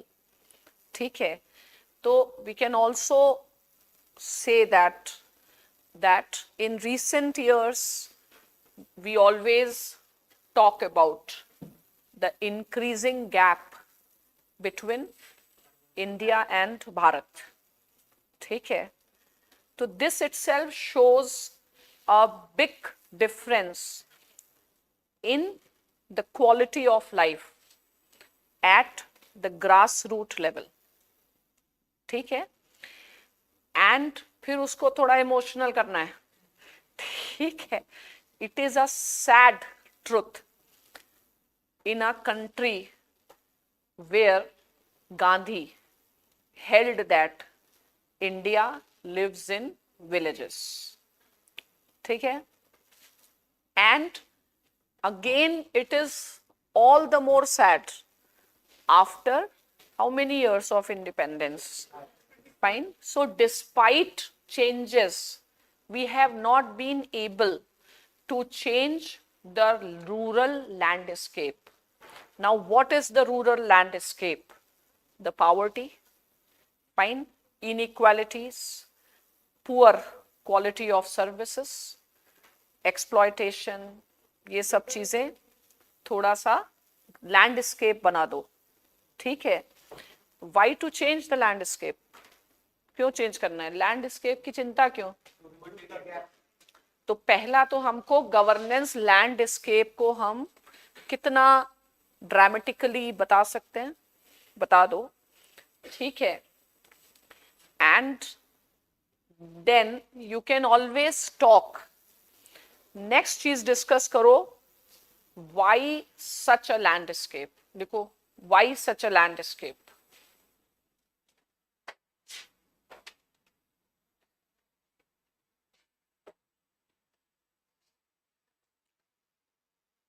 ठीक है, तो because they are not lucky people. You landscape क्यों है ऐसा? भगवान चाहता है, पनिश करना चाह रहा है? किंग जेम्स फर्स्ट है? सिस्टम. हाँ, इग्नोरेंस नहीं, यू कैन, मतलब गवर्नेंस फेलियर है, तो obviously continuation of this state of affairs, ठीक है. You can also right that the seriousness of the issue, the seriousness of the issue is, in some regions India is also infested with the left wing insurgency, okay, which the former Prime Minister Manmohan Singh held that one of the biggest internal security challenge. So this is not just a developmental issue, it's a security issue, ठीक है. उसको आप कितना seriousness से इसको देख रहे हो और उसको कितना ड्रामेटाइज बना सकते हो, बनाओ. ऐड कुछ कर सकते हो, लेकिन क्या आपने थीम बनाया है चीजों को सोचने का, ठीक है. तो हमने तो उसको सिक्योरिटी इशू, मतलब हम तो पाकिस्तान के खतरे से बड़ा बना देते हैं खतरा, ठीक है. प्लस जब जो भी चीजें हैं, तो ultimately the burden will go for the continuation of this situation age governance failure, ठीक है. तो ये क्या है, गवर्नेंस फेलियर है. इसको अब डिस्कस करो, गवर्नेंस फेलियर को, ठीक है. गवर्नेंस फेलियर आप कह सकते हैं. तो जब आप गवर्नेंस फेलियर कह रहे हैं, इसमें किसका फेलियर कह रहे हैं?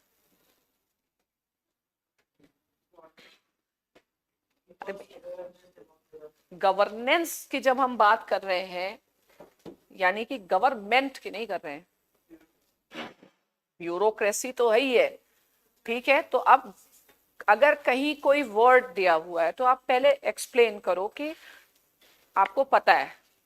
तो if we talk about governance failure, governance include at the center the government, but also a failure of civil society.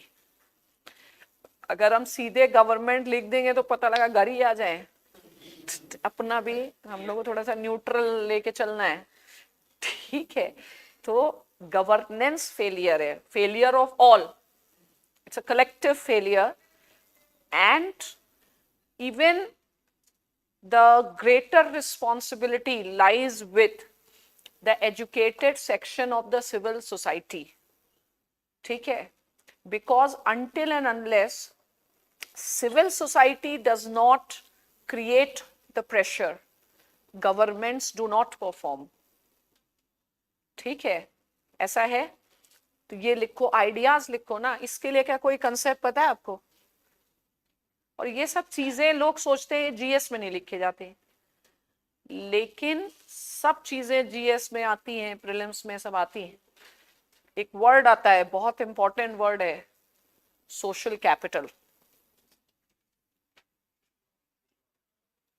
ठीक है. तो without social capital you can't achieve this thing.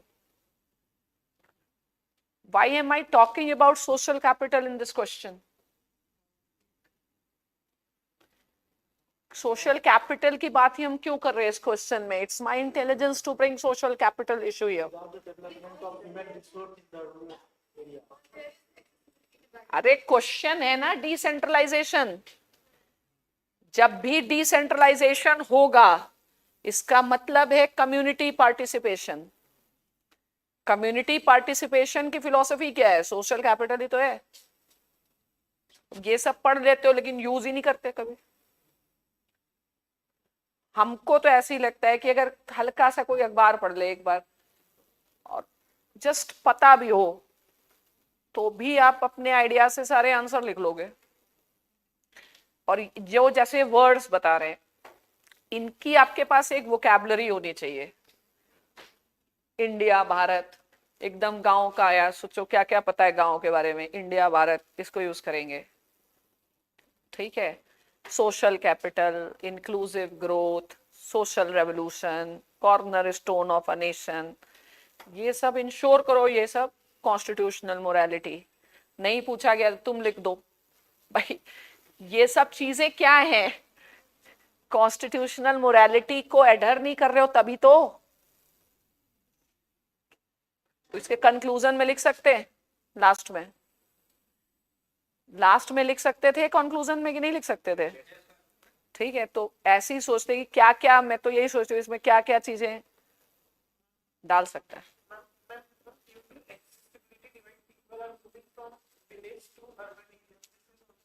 ये भी लिख सकते हैं। तो अब पहले हमने गवर्नेंस फेलियर, सोशल कैपिटल, अब सोशल कैपिटल के ऊपर आ जाओ। ठीक है, अब इसमें डिसेंट्रलाइजेशन का क्वेश्चन है। ठीक है, या ये जो because of this governance failure India has earned the title of a soft state.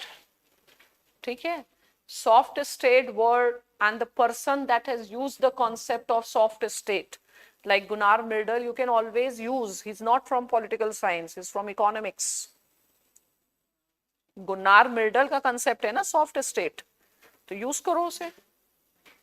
ठीक है, तो और सॉफ्ट स्टेट के पीछे सबसे बड़ा रीजन क्या है?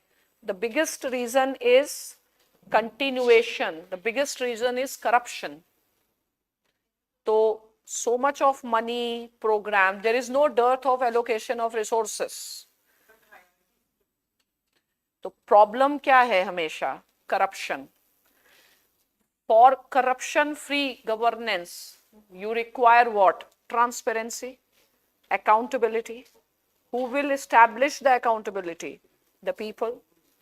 That is the idea why every government or every expert reports always project as if decentralization is the most sacred principle of good governance. ठीक है, we talk about Agenda 21, you can talk about the sustainable development goals, wherever, nowhere you miss out this thing. तो उस चीज को बताओ, decentralisation. ठीक है, अब ये तो हमने इसकी फिलॉसफी एक्सप्लेन कर दी। अब ये है to what extent decentralisation of power in India change the governance landscape. Okay, तो after a philosophical and conceptual approach take a historical overview. तो हिस्टोरिकल ओवरव्यू क्या होगा? that till 90s our governance model was bureaucracy led model. ठीक है, for example Pandit Nehru held that bureaucracy will act as a vanguard of India's social revolution. ठीक है, but by 90s it was realized that such model is resulting into the India as a soft state, corruption, and not achieving its aim, and hence the governance model has changed. The governance model that has changed in 90s is the rolling back of the state, recognizing the importance of community participation. Every document of World Bank etc. they are talking about good governance in that sense of the term.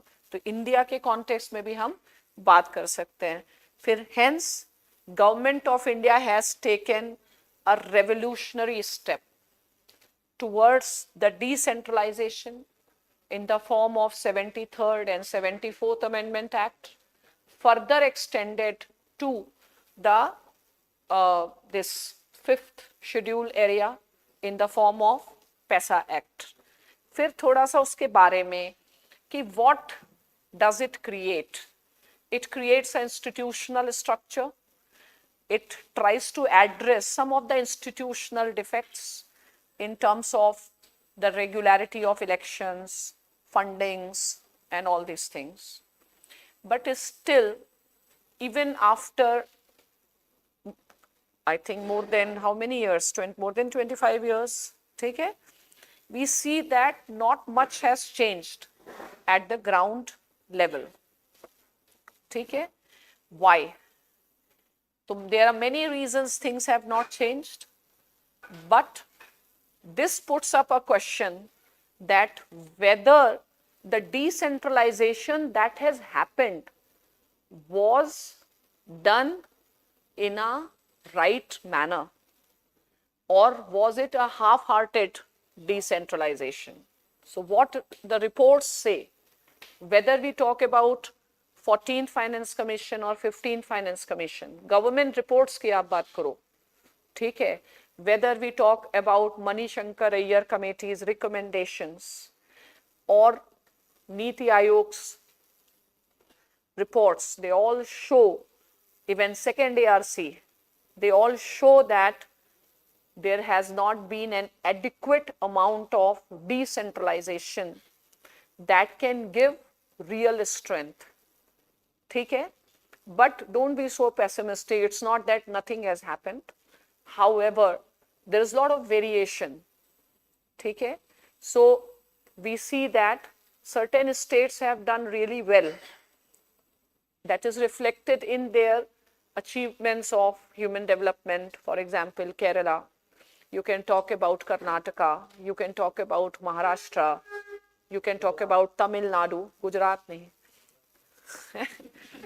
Gujarat का ही तो सबसे खराब है human development. Gujarat में नहीं है ये सब. मतलब जो 3-4 मॉडल्स हैं, अब आप उसको ऑब्जेक्टिवली बात कर रहे हो, नॉलेज बेस्ड बात कर रहे हो, based on the devolution index, ordering, पायस सिस्टम, या ये सारी चीजें हैं. ठीक है? तो फिर इसमें थोड़ा बहुत लिख सकते हो that the people at the grassroots level, they are most vulnerable. So strengthening is required for efficient public service delivery. You have to give power. मतलब तुमको हमेशा फिलॉसफी की बात करनी है, आइडियाज समझने हैं चीजों के. ठीक है? ये मतलब सिविल सर्विस, यूपीएससी एग्जाम और स्टेट एग्जाम में एक डिफरेंस ऑफ लेवल होना चाहिए. इनके एक्सपेक्टेशन में कम से कम होगा. ठीक है? कि आप आइडियाज के पीछे जाएं, उस चीज को समझें. तो अब इसके बाद क्या है? हमको governance landscape, you have to tell the importance that governance landscape has to be changed. Why? Why do you want governance landscape has to be changed? Is it just a utopian vision, or is it a necessity if we want the ideals of Atmanirbhar Bharat? ठीक है?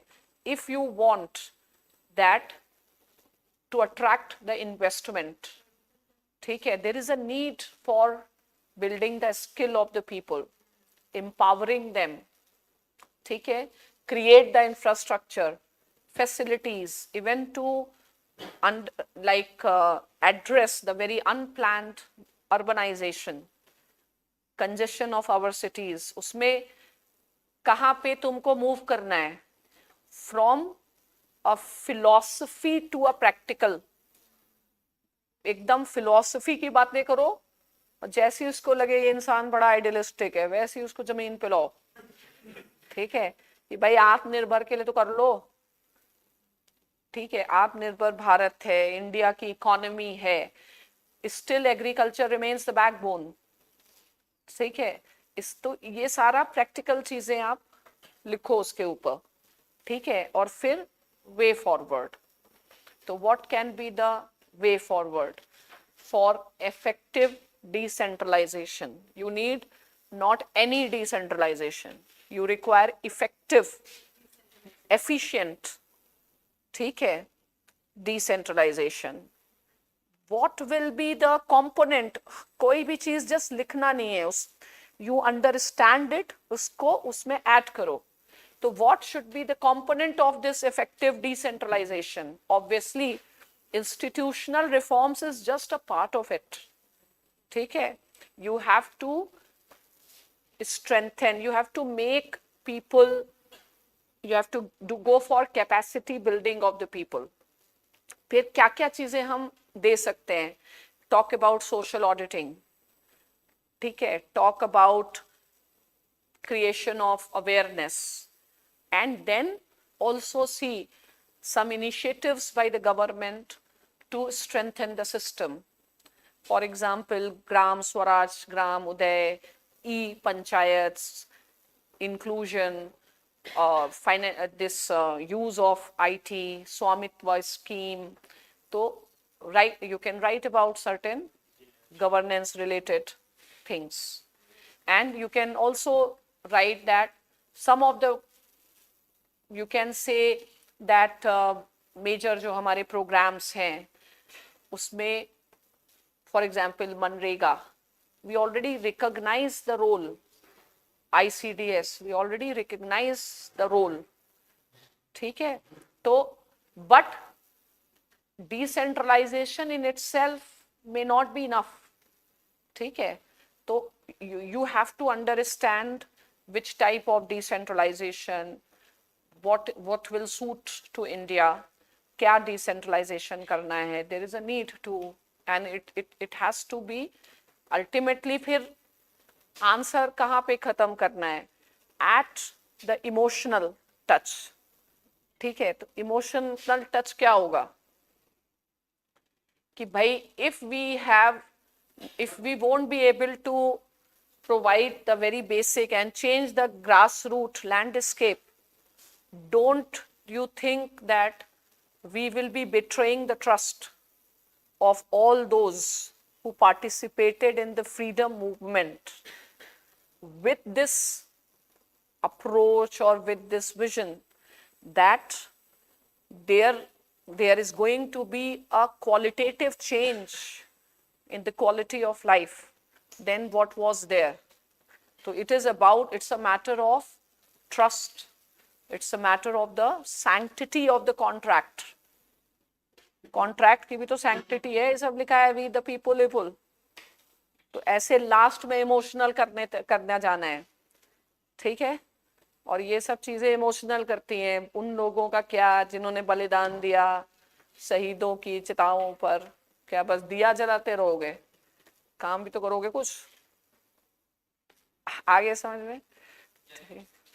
ठीक है, तो और कुछ करना है या अभी?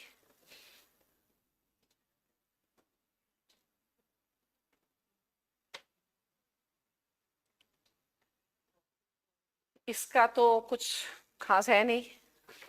Discuss the role of vice president of India as the chairman of Rajya Sabha.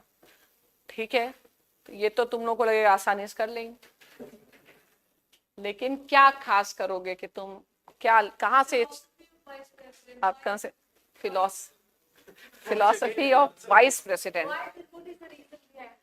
ठीक है, इसमें दो चीजें हैं. Vice president of India as the chairman of Rajya Sabha, तो बड़ा एंगल कौन सा है?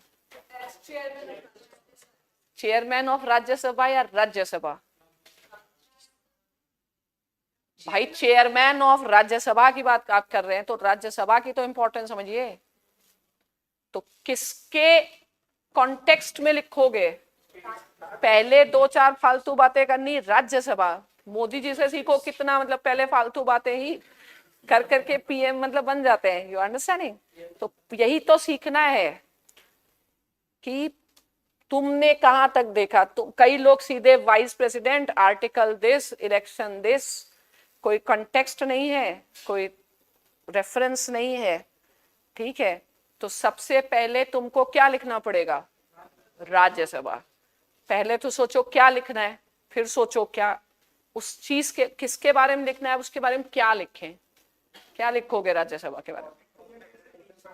है वेरी इंपॉर्टेंट, तो सबको पता है, तभी तो कॉन्स्टिट्यूशन में है इंपॉर्टेंस बढ़ता जा रहा है. लेकिन उससे पहले, बढ़ने से पहले क्या इंपॉर्टेंस था? भाई पता नहीं कितनी सोची तुम लोग की, लिमिटेड सोच क्यों रहती है. राज्यसभा है क्या?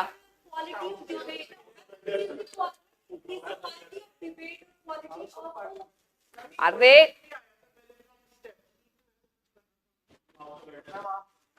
नहीं, हम क्यों बोले तुम भाई, हम कह रहे हैं एक शब्द है राज्यसभा, ठीक है, इसके बारे में आप सोचिए, क्वेश्चन छोड़ दो, फेडरल के लिए जरूरी है, तुम्हें खुद लग रहा है क्या इससे कुछ अच्छा हो सकता था तुम्हारा? हैं?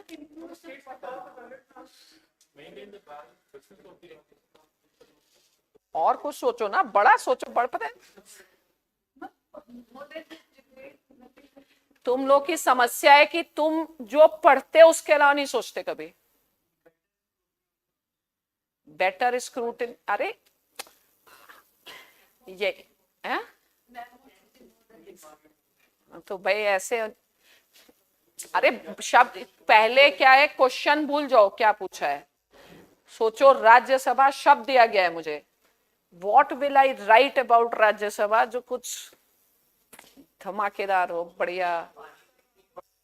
क्वेश्चन इतना सिंपल है तो उसमें आपको कुछ बढ़िया सा इंटरेस्टिंग बनाना पड़ेगा। Yes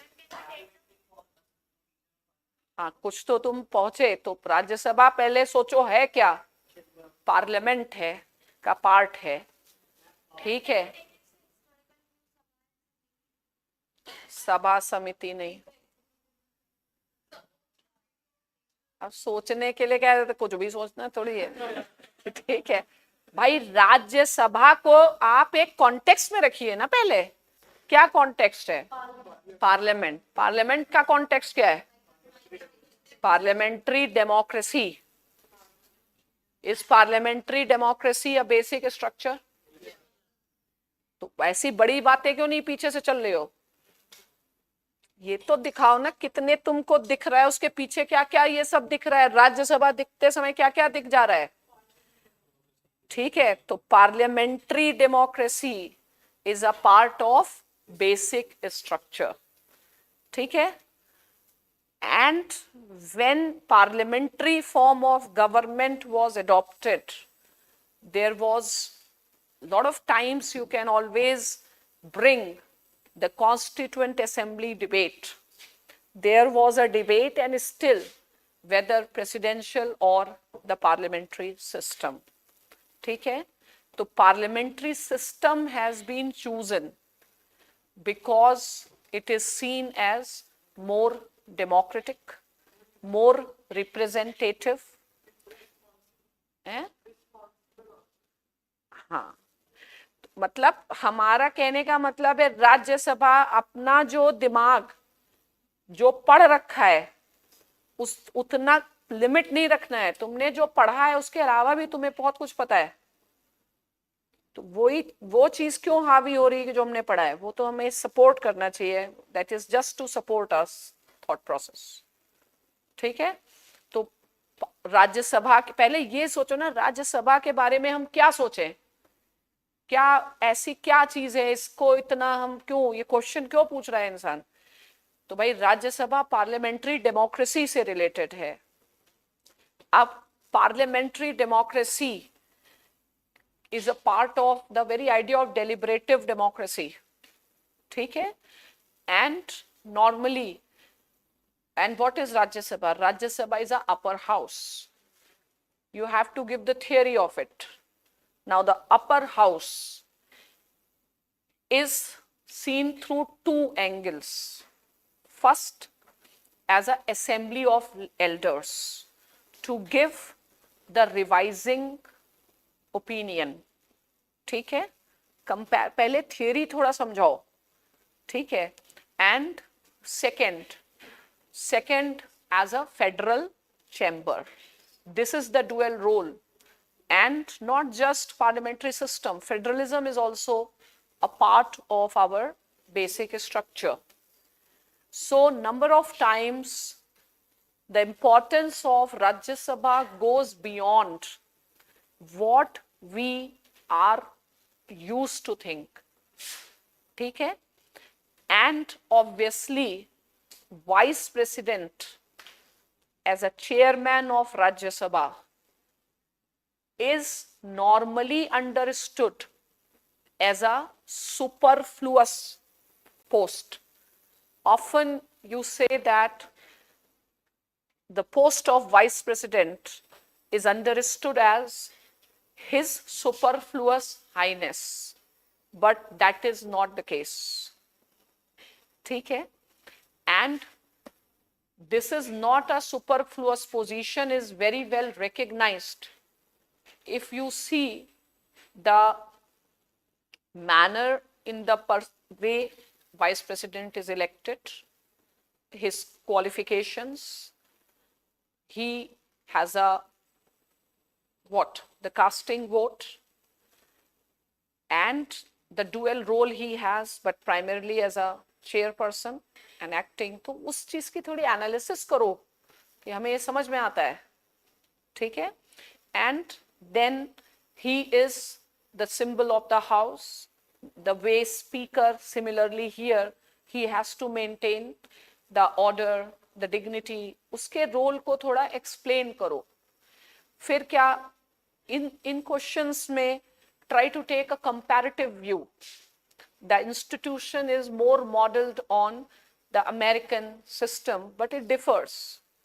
Fine, it is drawn from there, but it differs here. Fine. And then you bring that they have a role, and now the role increases all the more. Whenever one party dominant system comes, it becomes so much essential that Rajya Sabha takes a lead and acts as an institution of checks and balances. ठीक है? तो role of a vice president as a chairman, तो obviously the functioning of Rajya Sabha, how efficiently, how effectively it can work, how effectively its committees can work, to large extent lies with the chairman. And again, as a chairman, or you can say he has also a role in the impeachment process, ये सब भी चीजें लिख सकते हैं. And we can say that fortunately the persons of great dignity, etc., eminent persons have held this position, be it S. Radhakrishnan or Hamid Ansari, और इनका तो नाम लेने लायक नहीं. कौन है अभी चेयर? तो नाम ही नहीं मालूम है. कुछ है इनका कोई तो? हाँ, ठीक है. मतलब जैसे कुछ अच्छा एस राधा कृष्णन को डाल करके वो देख सकते हो. ठीक है. तो इस इशू क्या है? इशू ये है आपको कहानी बनानी है. ठीक है. और वो पूरी चीजें simple things should also, you should have an art to make it appear interesting. There has to be a flow of ideas. There has to be a thought process. ठीक. हाँ, तो वही तो कह रहे हैं. छोटे बच्चे लिखेंगे एक्ट लाइक दिस, ये दिस दैट. इससे ऊपर उठ जाओ. तुम अब छोटे बच्चे नहीं रह गए 11th-12th के कि जो 5 पॉइंट रात याद किए और लिख लिए. तुम्हें points are just to support and you have to write the analysis. ठीक है. तो आज के लिए तो हमको लगता है अभी खत्म करते हैं. ठीक है. कुछ दिमाग खुला कुछ है? चलो, नहीं खुला तो रोज एक मेंटोस खाया करो. हाँ, मेंटोस मिलती है, मेंटोस खाओ. बाकी बाद में करते हैं क्योंकि when I have to go. Thank you all of you.